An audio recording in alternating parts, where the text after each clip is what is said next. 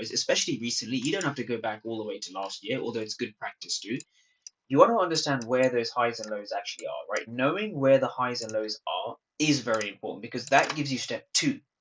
Now, step two is the dealing range, right? So step two is the dealing range. Dealing range, as I define, is the most recent low to the most recent high. And so how does that work?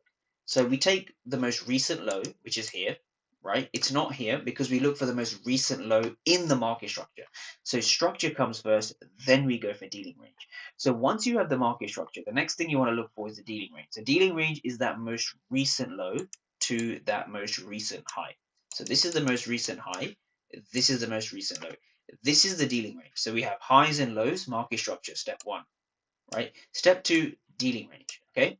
Now step three, which directly comes off step two, is the PD arrays or the premium and the discount. So this is where the bias will start to make sense, right? And I'm going to be breaking down an ES long that I took on the S&P from this region, right? So we want to be buying in discount. That's kind of the idea here.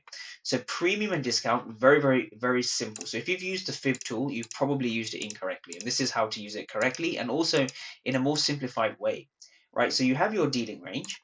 This is the dealing range high, dealing range low. Just project the fib from the low, from the high to the low, or the low to the high, same thing. So this is your dealing range, right? So your dealing range is again comprised of the most recent high and low, and we just project the fib from the high to the low. That's all we do.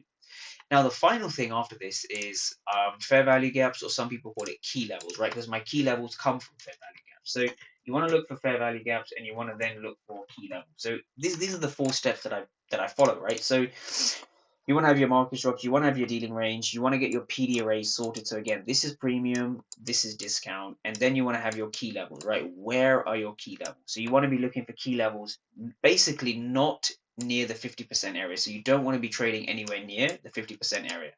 Best place to lose money, right? The best place to lose money is those that equilibrium, that 50%. So now from here, right? This is what's quite interesting. So this week we